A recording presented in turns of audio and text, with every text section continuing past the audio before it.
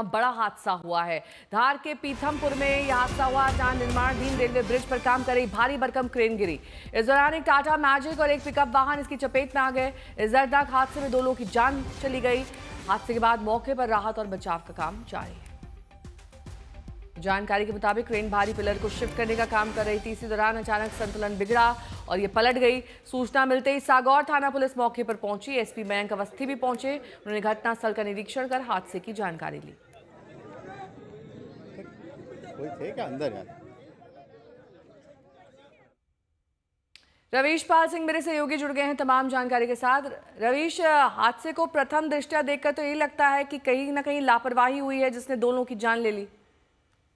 बिल्कुल, क्योंकि जब ये ओवरब्रिज के लिए स्लैब डलने का काम चल रहा था तो नियम तो ये कहता है कि जिस दौरान ये काम चल रहा हो या कोई भारी वाहन या कोई भारी वस्तु वहां पे रखी जा रही हो तो उस दौरान यातायात को रोका जाए, लेकिन ऐसा हुआ नहीं। और जिस जगह पे ये रेलवे का ओवरब्रिज बन रहा है वहीं पे ये हादसा हुआ है। 2 वजह बताई जा रही है प्रारंभिक तौर पर।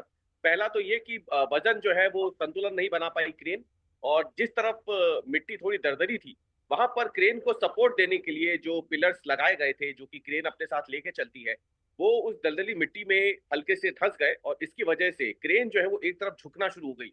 और क्योंकि क्रेन के ऊपर एक वजन था और वो वजन जो है फिर वो संभाल नहीं पाई क्रेन, और बाईं तरफ से जो यातायात गुजर रहा था उसके ऊपर ये क्रेन गिरी। ये चलता हुआ यातायात था क्योंकि गाड़ी गुजर रही थी वहां से और अंदर 2 लोग मौजूद थे, ड्राइवर और उसका जो हेल्पर है वो उसमें मौजूद थे छोटे से टाटा मैजिक वाहन में, जो पूरी तरीके से इस घटना में दब गए।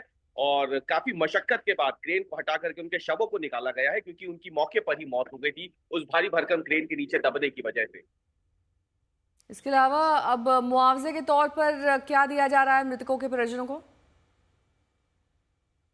देखिए, अभी इसकी जो है प्रारंभिक तफ्तीश जारी है। उसके बाद ये तय होगा कि मुआवजा कितना है, राज्य सरकार को ये मुआवजा देना है या रेलवे की तरफ से ये मुआवजा दिया जाएगा, क्योंकि जो जानकारी मिल रही है वो कि ये रेलवे का काम था और रेलवे के अधीन ही जो कॉन्ट्रैक्टर हैं जो ये काम कर रहे थे, उसके आधार पर अभी आगे का मुआवजा राशि कितनी होगी, कौन देगा, ये सब चीजें तय होंगी। लेकिन फिलहाल जो है प्राथमिक तौर पे 4-4 हजार रुपए अंतिम संस्कार के लिए जो स्थानीय कलेक्टर की तरफ से दिए जाते हैं, उसकी शुरुआत हो गई है। उस प्रक्रिया को पूरा किया जा रहा है और इसके बाद आगे 2 लाख रुपए मुआवजा जो है, जो कि दुर्घटना के समय दिया जाता है हताहतों के परिजनों को, वो देने की प्रक्रिया भी शुरू की जाएगी। बहुत बहुत शुक्रिया इस तमाम जानकारी के लिए आपका। वहीं धार में दर्दनाक हादसा जिसमें क्रेन पलटने से 2 लोगों की जान चली गई है।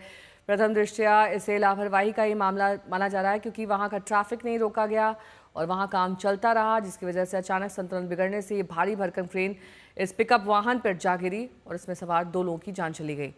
अभी भी रेस्क्यू ऑपरेशन वहां पर चल रहा है क्योंकि अब इस क्रेन को वहां से हटाने की कवायद जारी है।